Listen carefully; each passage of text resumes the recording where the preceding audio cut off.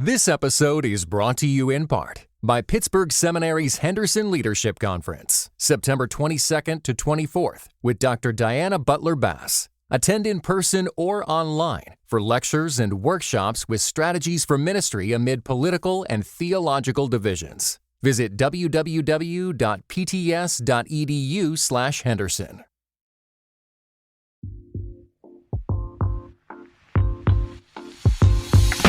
This episode is brought to you by Our Daily Bread Ministries, a global media organization that makes the life-changing wisdom of the Bible understandable and accessible to all.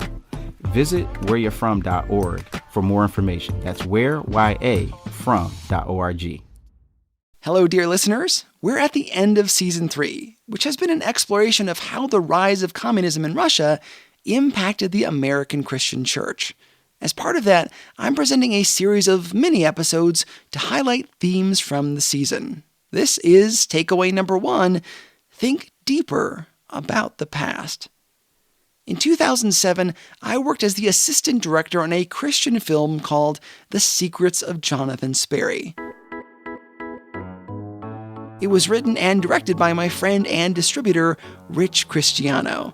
I interviewed him in Season 2 for an episode called The Heart of Christian Films. He's a guy who really understands the odd complexities of the Christian film market, what audiences will pay to see, and what kinds of content we'll ignore for one reason or another. As part of my job on The Secrets of Jonathan Sperry, I help to plan shots, scout locations, and generally keep the cast and crew on schedule. I also gave script notes early on, reading the script and giving my feedback. The Secret of Jonathan Sperry was partially inspired by some of Rich's own experiences growing up in upstate New York in the 1970s. He remembered the cars, the safe neighborhoods, a group of friends who did everything together.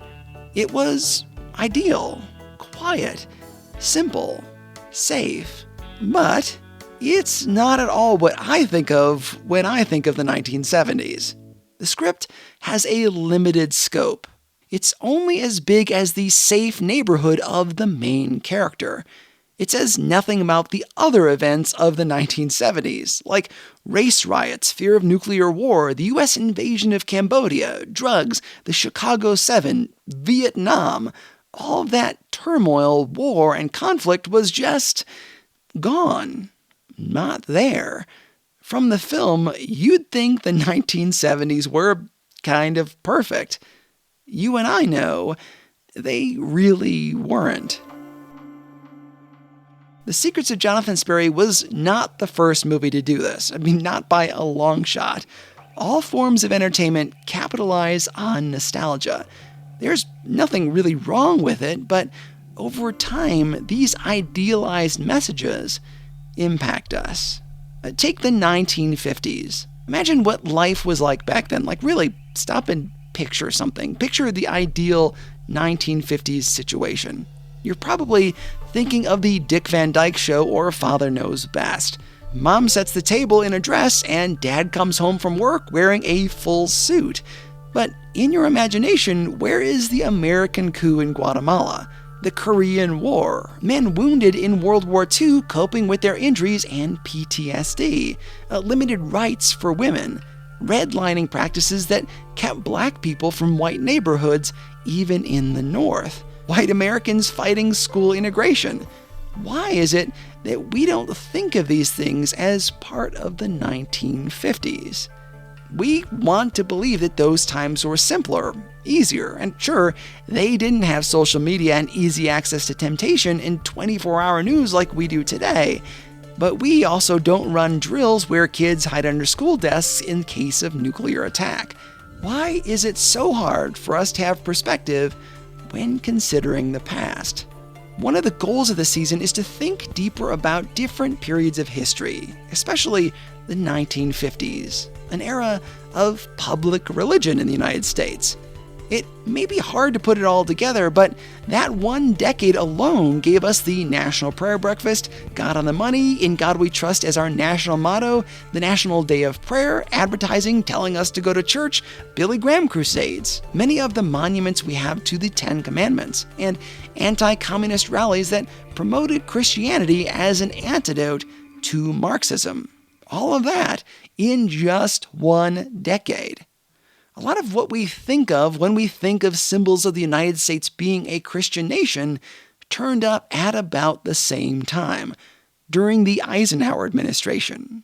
In our collective memory, we think those things have always been there, when in reality, many of them are less than 70 years old.